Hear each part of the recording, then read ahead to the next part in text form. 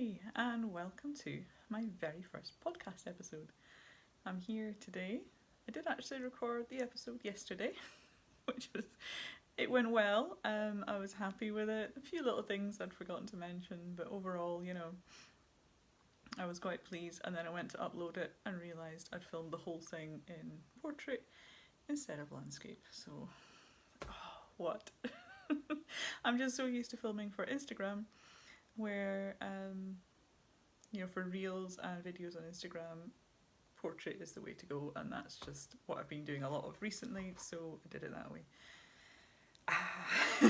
So take two, and actually I think it's worked out quite well, because I guess yesterday was like a trial one, and I got to just pretend to be doing my first podcast, and today the light is much better.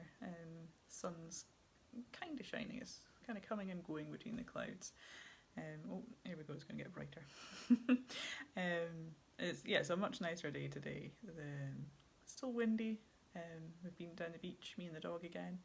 Yesterday I posted a picture of me in my finished Positivity Spiral slouchy beanie.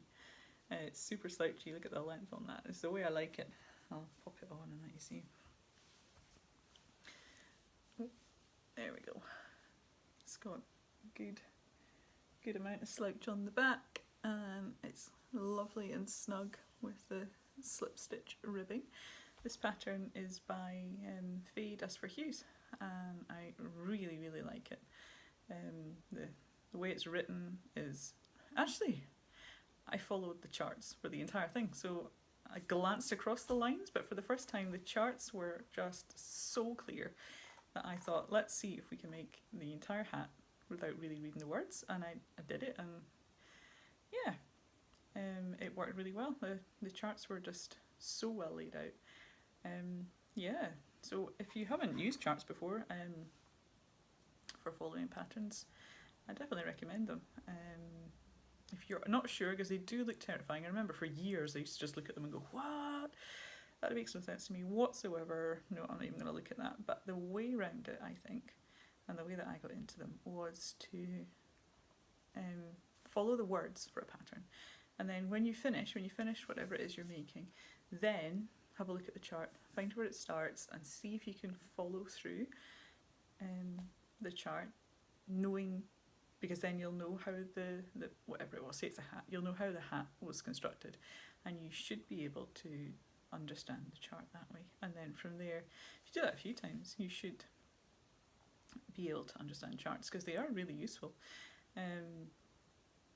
It's just easy, I think, to me anyway. It all depends on the way that you prefer to take in information, but for me, I can just look at it and I can see, yeah, we've got decreases there, okay, and then yeah, straight round, and it's much faster for me to be able to just look at that and crochet away.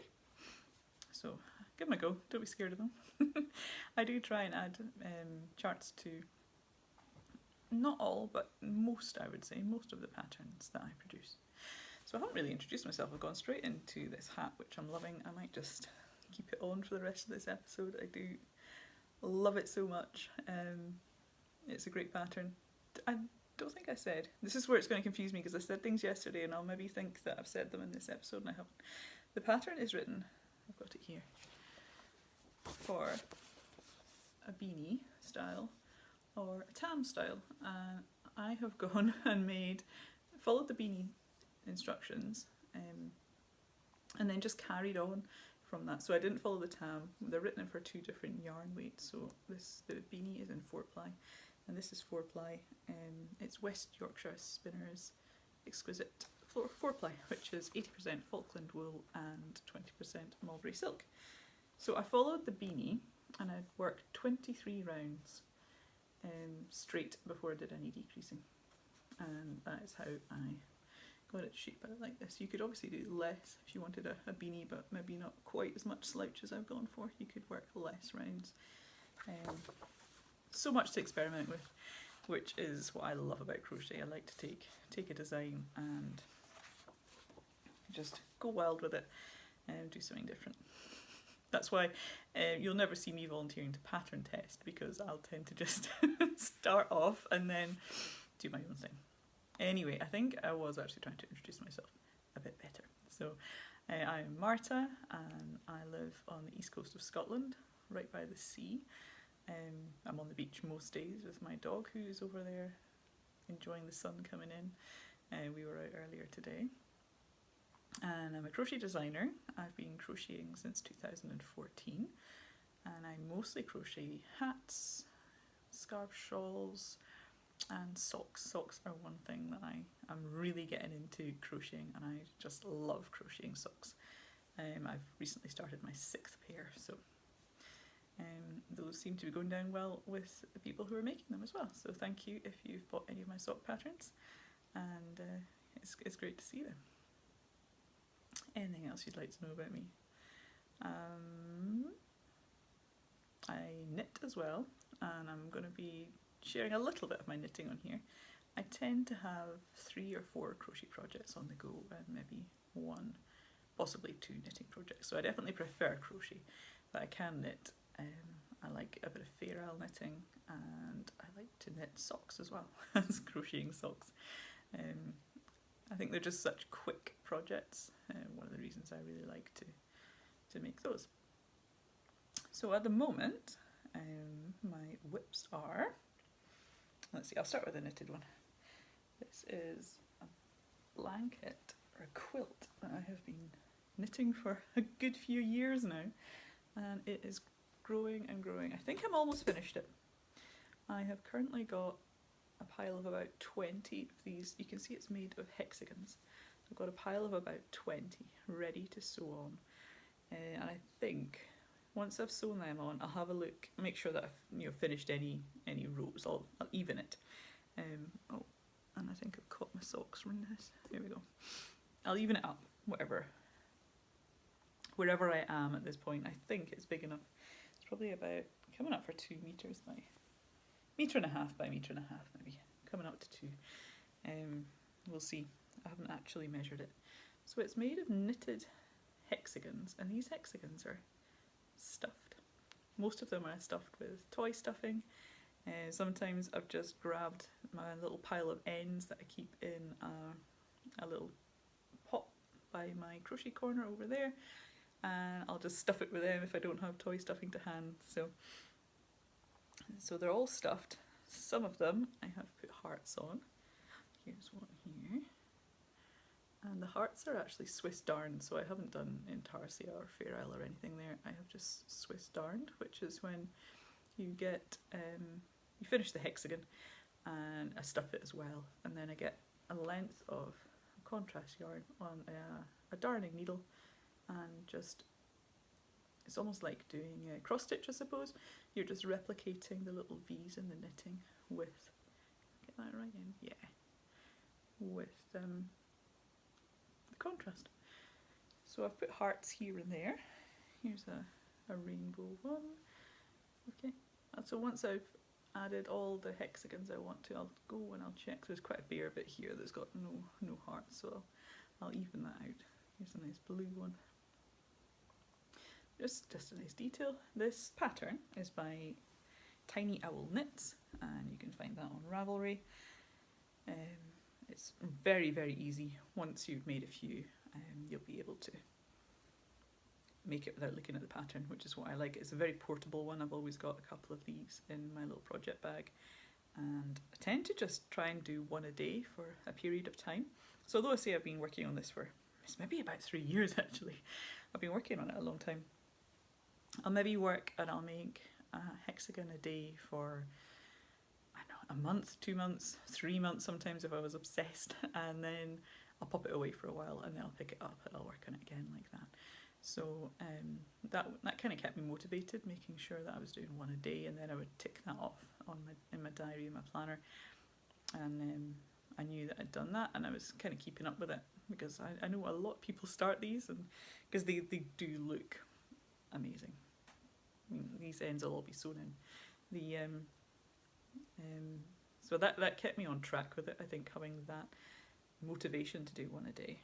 And the ends I've kept long when I I've left a long end when I started and then a long end when I finished them.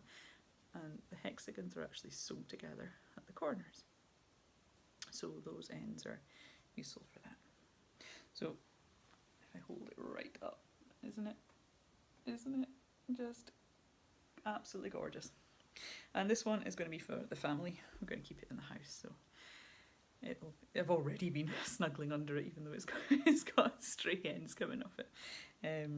Yeah, totally love it. And this is where, because I'm a sock knitter and a sock crocheter, all those little leftover bits, and friends have given me bags with leftover amounts of sock yarn as well, which has been really kind of them. And that's given me a big array of colours, variegated yarns, self colours. There's some slightly different textured ones, although most of it is sock yarn, so about 75% wool and 25% nylon. Most of it's around that sort of mix. So it should be able to be washed in the machine okay. So that's a knitting project I've had on, and here is another scrappy one, which if you follow me on Instagram, you can find me on Instagram, marta.mitchell.designs. You'll know that I have been working on this since the summer. I started this one in the summer, and again it's with sock yarn scraps. And with this one, I've just been changing colours when I've run out of a little bit, and the blanket will be completely reversible. This is my own pattern, and this week I started writing up the pattern, so I'll get that out to a few testers just to test the repeat on it, I think, because I'll make this one with more of it'll be more like the other scrappy blanket pattern, which is on my blog. You can find my blog, martamitchelldesigns.blogspot.com. So it's the same as my Instagram name, but without the dots. So there's a free pattern for my other blanket up on the blog. This one will be kind of similar. I'll do it more like instructions. So I'll give the pattern repeat, and then I'll give how big this one is, and then probably variations for working it in different thicknesses of yarn, because this one again is sock yarn 4-ply. But you could do it in double knitting or Aran or even chunky. Obviously you would just, unless you wanted it huge, you would just alter the width and the length to what suited you. So yeah, I'm looking forward to releasing that one, and I know there's quite a few people patiently waiting for that design to be released. So yeah, it will be free, and I'll put it on my blog, and I will put it on Ravelry as well, as a free download there. Yeah, let's look at something else stripy. This is my striation cowl. I finished this one 3 or 4 years ago, would you believe? And I just didn't ever get around to getting model photos done of it. And I tried a few flat lay pictures, and it just looked really flat and naff, and I didn't like them, so I didn't ever release it. And then at one point, actually, I think I thought I had released it, but it turned out I looked back and I hadn't. And then I thought about putting it in a mini book. I was considering producing just a wee mini book with 5 or 6 patterns in, but I think I've benched that idea. For now, it's something I'll probably revisit, but I was thinking of doing it a lot sooner. I've changed my mind on that one. So the yarn then went out of circulation. It's a discontinued yarn, and I'm like, oh no, what am I going to do with this pattern? So I decided to make it a freebie, because you could make it in all sorts of yarns. And I also found that the Women's Institute yarn, Unique Yorkshire, is very, very similar to, this is Wendy Ramsdale. It's a double knitting with 100% Masham wool, I believe. So when the Women's Institute one is a great substitute, or you could use really any double knitting that you wanted. And I've gone for quite, like my hat, quite a slouchy look to this one. But again, I've put instructions for if you maybe wanted it a bit tighter, or you maybe wanted more or less rows, because this one's actually worked in rows and then when you finished, joined up down the seam. So like I say, you can tell it's my first episode. I'm jumping from thing to thing. This one is currently free if you sign up to my mailing list. You'll be sent a link with a free code to get that one on Ravelry. And I know that not everyone can access Ravelry, so if you can't, then you can just reply to my email and I'll happily just email the pattern to you. That's not a problem at all. I do also publish my patterns on Lovecrafts for that very reason. Yeah, so if you sign up, there's this one, and then I think a couple of emails down the line I've also got another freebie for you, which you'll see if you sign up. My emails are normally sent on a Friday morning. I'm going to pick that up, it's going to annoy me in case I move my foot. Snap my knitting needles. I tend to email on a Friday morning and on a variety of topics. Sometimes it's what is coming up, sometimes, well, let's go for today's one that I sent out today, which was about my son turning 20. He does my photos for me, so he took the striation cowl photos, if you see those, and the mug mitts one as well. So that was all about that, and the fact that he turned our shower room into a dark room just after it had all been done. We just had the whole room redone. It's quite a big bathroom. It's got, you know, wet wall and everything, and came home one day and there he is with these chemicals all over the place, and yeah, it's brilliant. It's a dark room. It's not got any windows. Fortunately, nothing was spilt, no harm done, and he has moved out to Dundee, so he can do what he likes in his own flat. I don't mind. I think he's got access to the dark room at art college as well, so I don't think he needs to use our bathroom anymore. Phew. Next, let's go for this one because it keeps falling off the table. This I just cast on last night, so actually had I shared this podcast yesterday, I wouldn't have had this knitting pattern in at all. It's going to be a sock. I'm knitting it on double pointed needles, and I'm using this lovely ball of, it's a Zauberball, a Schoppel yarn, I think, and I don't have the wee tag with me, but I'm just going to shout over to my son who's trying to quietly open the door over there. Just go for it, push it, it's fine. I live in a house here with my husband, who works from home full time, and I have two other teenage boys who live here as well. One is 16 and one's 17. So, and I have the dog over there sleeping, and if anyone comes to the door, she's just going to woof her head off. So he's got to accept that distractions will come and go, and that is just all part of working from home and being at home, which is fine. I'll not embarrass him by making him come and wave at the camera. He's gone and spoken to the dog. Yeah, so this sock I started last night. I think it's going to be a Christmas present for my sister, because she's seen the yarn and she said, "Oh, I love that. It changes colour." It's going to be really cool. That's me done the ribbing. I have gone for 56 stitches cast on, and that is 20 rounds of 2x2 rib. I've used the tubular cast on, which is my favourite cast on. It's got such a good stretch on it. So I'm looking forward to working on these because they are in that variegated yarn, and it's just going to keep changing colour. They've got a definite one more row kind of thing, which is perfect because I think I'm just going to go with a vanilla sock.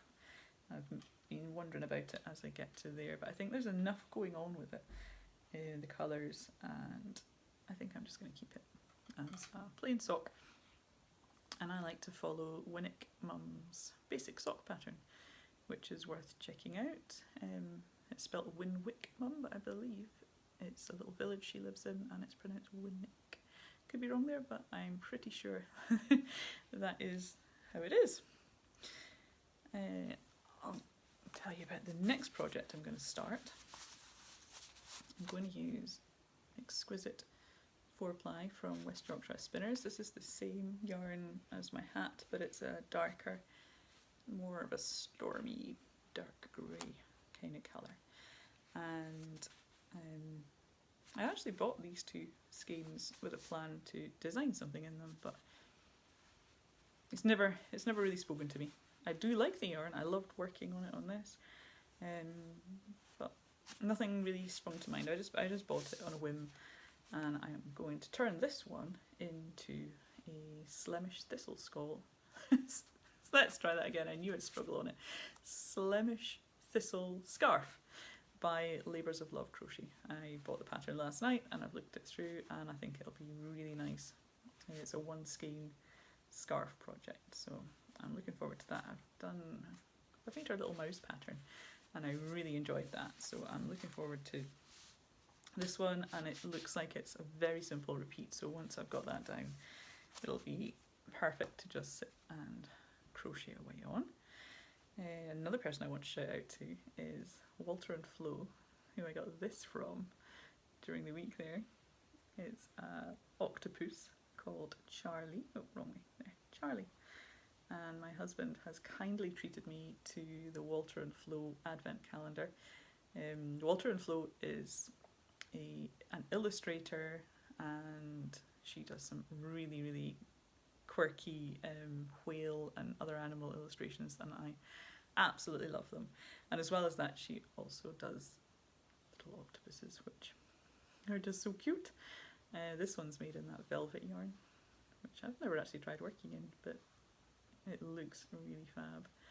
And this one's got loads of personality. It normally sits across here on top of the jug. Can you see there? Yeah. It's sitting there, kind of half coming in and out that jug. Okay, so before I finish, I've got a few finished things to show you. Let's start with these socks, which I haven't actually photographed yet, but they are both finished. If you saw on Instagram, I had put the second sock in the naughty corner and it had been stuck there. It was actually on my whip along list for finishing in October, but I just got really cross with it. I was busy making a video for the heel turn one day, and I realised that what I was saying and what was in front of me was not what was in my pattern, which I'd written as I made the first one. So I was a bit frustrated and cross, and I just chucked the whole lot just over there and did not look at it until last week sometime. I worked it out on paper, which is how if I'm struggling, I think, with what I think, the two things just aren't working. Sometimes for me the fastest way to work it out is on paper, faster than trying to crochet it. I just chart it out and really roughly, not for anyone else to see, and just in the way the heel turn goes back and forward, and it just wasn't working. But now I'm happy, and I got the second one done and it worked, and I got the videos done, so I have a final few tweaks to do. I need to work out the sizing for the foot and the toe on the smaller sizes. This one is the large, so I've got a little bit of tweaking to do. I've done all the sizing it's the cuff down one, so I've done the cuff, I've done the leg, and I've worked the whole heel turn and heel flap, and then the gusset. I've got that all sorted in the individual sizes. I just need to add the numbers to the rest of it, and then I'll get this one off to testers. I've got a few people lined up already who said they're interested, and yeah, looking forward to that. And I'm hoping, I was telling you about my son Neil, who takes my photos. I'm hoping to catch him over the Christmas holidays, and I have he doesn't know yet, I don't know if he'll be watching this, I have about 5 patterns that need photographed over Christmas, so I'm hoping to catch him then while he has a wee while off uni, and he can get those photographed and developed for me. There'll be a flurry of patterns in the new year, which is great. another one which is finished and is tested and has been tech edited. It is good to go apart from the photos, and I just know that Neil is so good at taking these photos for me that I'm prepared to wait rather than try and bodge something together myself. This is my air balloon beanie, and I've written it to be worked in 2 colours, although you could of course just use the 1 colour, so this is the simplest version, and I've written it for 3 colours. But you could also, I think you'd probably want to stick to 2 maximum for the ribbing, which is where it starts, and then you could work as many different colours through this section here as you wanted. I've called it air balloon because when it's on, I kind of thought it looked like an air balloon, and so did many of you, because I actually put this one as a competition. I could not think of a name for it at all. Mine just completely blank, so I put it up as a give me your name suggestions, and air balloon, zeppelin, balloon was a common theme, so I've gone for air balloon beanie. And this one is worked in double knitting. It is Rico Essentials Merino. So yeah, I'm looking forward to releasing that one. It's good to go, like I say, once I get those photos. Probably in the new year, I should hope. And I think this is the final thing I have to show you on my first episode. This is a scarf I finished in February, March this year, and again it was going to be in my mini book, so I've finished it, written it up, it's been tech edited, it's been tested, and I have the photos for it. And this is one that Neil and I photographed the day that I did the Mavis Smiths, and we did that one, and the striation cowl, we did all of those on the same day. And this one is a long scarf. It can either be wrapped round once, or it's catching the back of my beanie, but yeah, it could fit round twice. It's 4-ply. The yarn is by the Knitting Goddess, and it came as, actually I'm just going to put it round twice. It's strangling me a bit.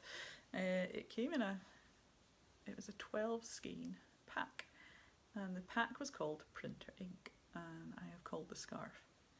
I just realised my hair's sticking there. It's going to be annoying some people watching, I know, it's annoying me. The pack was called Printer Ink, and I've called the scarf Printer Ink Scarf, and I just love the way the colours have come out on this one. And I used almost the entire pack, so there's not much yarn left over at all on this one. And then around the edge I've just picked up various colours and changed here and there to give a sort of faded out look to the scarf. I'll show you the other edge of it. There. So yes, 4-ply yarn, and it is lovely and soft. I cannot remember off the top of my head what the construction of this one is. I would need to check. But this pattern is coming out next week, and the details for it will be on Instagram, or if you subscribe to my mailing list, like I was saying earlier, I'll be putting it up there to let my subscribers know first. And the biggest discount is always on my mailing list. So if I put a 25% discount on my mailing list, it'll probably only be a 20% on Instagram and elsewhere online. So it is best to hop on my mailing list, take advantage of that. So yeah, this one, like I say, it's been tested and tech edited, and the photos are done. I just need to tweak it. I haven't put the photos into the PDF, so I need to put those photos in and play around with the layout, and it will be good to go next week probably. I've been very busy behind the scenes. There's a few things that I can't show you here today. One is a hat that I've sent off to a magazine, and I look forward to seeing that soon. Actually, I can't wait to see how that is going to look. I'm really excited. It's one of my favourite designs, maybe one of the favourite things I've ever designed. So really can't wait to share that one with you. And the other thing I've been working on is a submission for a magazine, which I can't show you either. And that has been sent off. It's a sock design, so that's my 6th sock design, and yeah, we'll see how that goes. If it doesn't get into my first choice magazine, I might try elsewhere, so we shall see. And if it doesn't get into any of them, I shall put the pattern together and release it anyway, because I'm happy with it. It's possibly just not quite what they're looking for, so I never take these things too personally. You just got to try again and don't give up. Yeah, it can be quite tough sometimes, so you know, don't take it personally. If you are new to designing and you're sending patterns into magazines, you know, it's not the end of the world if they don't get chosen. Yeah, I think I've spoken about everything, so please like this video and subscribe if you've enjoyed it, and I'm hoping to be doing them approximately every 2 weeks, I hope, is my plan. We shall see how things go, and I'll just see kind of how much I have to show, because I think if I've not managed to make many things or make much progress, then I might not make them as often. I'll see how much I get done in the next 2 weeks and take it from there, just to make sure that I've got lots to show you. If you've got any suggestions for things you'd like me to show or talk about, then you could leave them in the comments too. And do check me out on other sites, Instagram, marta.mitchelldesigns, and my Ravelry, I am Marta Mitchell Designs there, and Lovecraft's the same, Marta Mitchell Designs, so you can go and have a look there if you like any of my patterns. So thank you for watching. I am looking forward to making more of these, and yeah, I hope you have a good day. Bye for now.